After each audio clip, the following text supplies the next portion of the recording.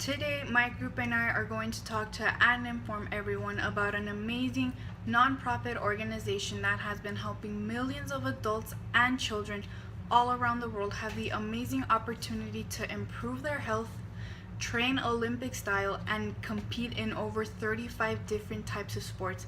And that organization is called the Special Olympics. As stated on the official Special Olympics website, the Special Olympics is the world's largest sports organization for people with intellectual disabilities.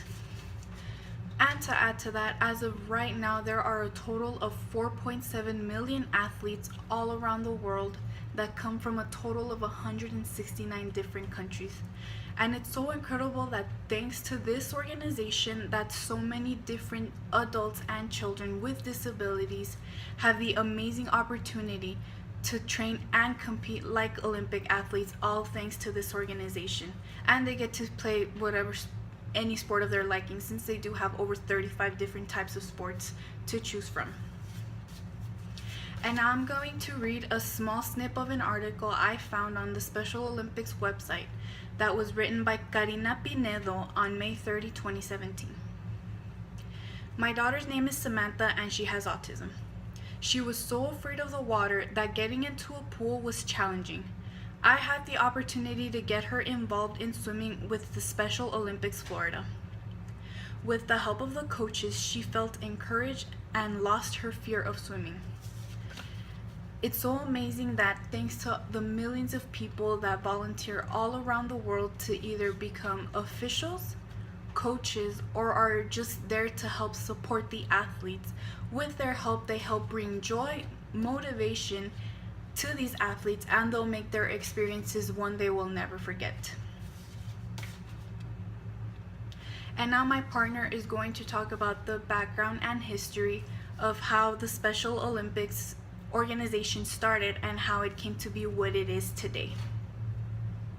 Hello, my name is Jorge Portillo, and the specific purpose of this video is to persuade the audience and give more knowledge about the history and background of the Special Olympics and how it has become so popular in modern day. So the three events I'll be discussing today are who created the Special Olympics, the history of the Special Olympics, and the mission and visions that are sought out to be. So as we move into our first main point, according to the article Special Olympics Delaware, after President John F. Kennedy took office in 1961, his sister Eunice Kennedy Shriver, she launched a crusade to change the way people treated mental retardation. So the goal was to explore the child's skills in a variety of sports and physical activity. So it was also known as Camp Shiver, which was, that was the main origin. It was just a backyard summer camp held by Eunice. It wasn't until July 20th, 1968, when Eunice went international.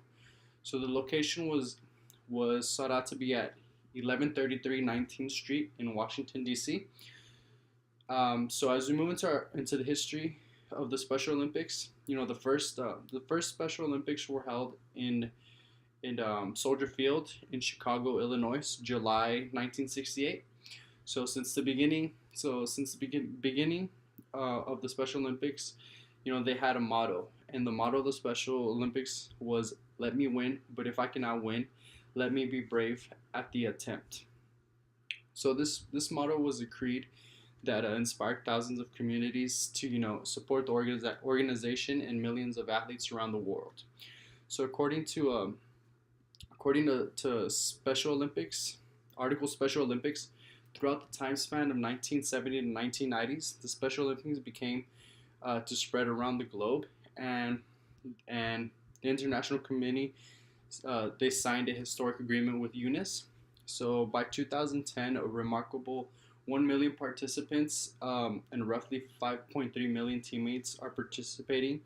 The numbers are still increasing. So now at present day, the Special Olympics contains more than 4.7 athletes in over 169 countries.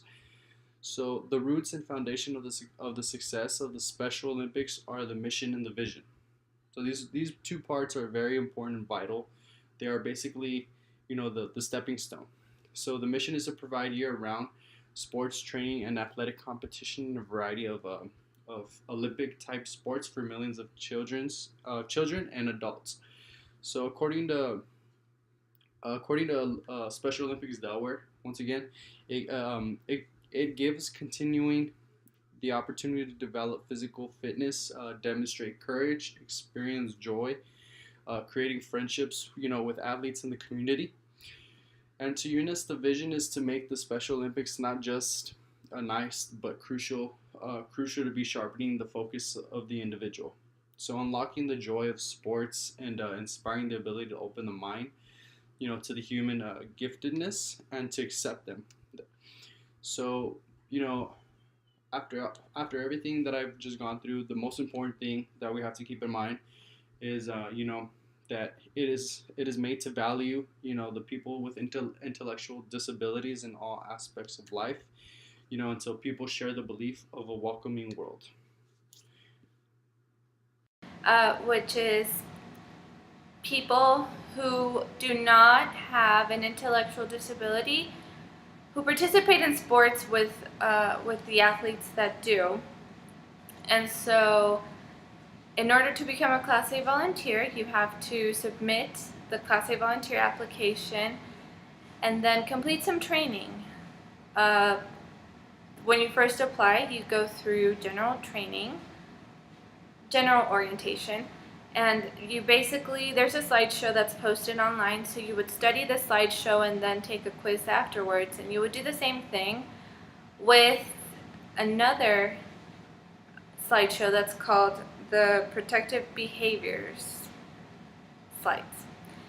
And so then you take a quiz for that one as well. And then after that, you have to submit a request for a criminal background check, unless you're under the age of 18, or if you are maybe an immigrant who doesn't necessarily have a social security number. And in those two instances, you would need to submit a separate form, which is kind of, it's asking for references and recommendations. And then after that, if you choose to become a coach or a trainer, you would have to go through concussion training. And the Unified Partners also have to submit an additional application. If you maybe don't have quite that much time to devote to volunteering, but you still want to help out on a weekend or maybe for just one event, you can become a Class B volunteer. And that's really easy to do. The only thing you have to do is contact your area office and pre-register with them. And then after that, they'd probably ask you to fill out some paperwork at the event itself, at the venue. And if you have absolutely no time, but you still want to help out in some way, you can always make a donation, and that donation will support these wonderful programs that the Special Olympics has put together. When you hear the words Special Olympics, you think the organization that helps differently abled people with sports and training, but that's not all they do. The Special Olympics deals with more things than just sports. They help raise awareness of people with intellectual disabilities, provide health services worldwide to the people that need it, and help create unified schools and programs. Even though sports are the main focus of this nonprofit organization, they help people with intellectual disabilities. Helping people without disabilities working as volunteers helps break the stereotypes associated with people with intellectual disabilities, showing that they can indeed overcome the barriers that they face every day. With the help of the Special Olympics organization, the kids that play the sports end up achieving joy, acceptance, and success. They become mentors for other athletes, helping them with the boundaries that they once faced before, and many of the athletes choose to undergo training to learn presentation skills so that they can help spread the message of the Special Olympics to even more people. A program that the Special Olympics offers called Special Olympics Young Athletes is a unique sport and play program for children with intellectual disabilities. Children aged 2 to 7 enjoy games and activities that develop motor skills and hand-eye coordination. It's an early introduction to the sports and to the world of the Special Olympics, helping them develop social skills faster and talk to other children on the playground and elsewhere. They bring together recently graduated medical students with lifetime professional volunteers to provide a wide range of free medical examinations to the Special Olympic athletes. Talking about the ways that the Special Olympics helps with medical things, they also have a hand in helping things abroad as well. According to the Special Olympics website, they have provided over 1.7 million free health examinations in more than 130 countries. They even work with governments of various countries to make sure that health services and education reach people with intellectual disabilities.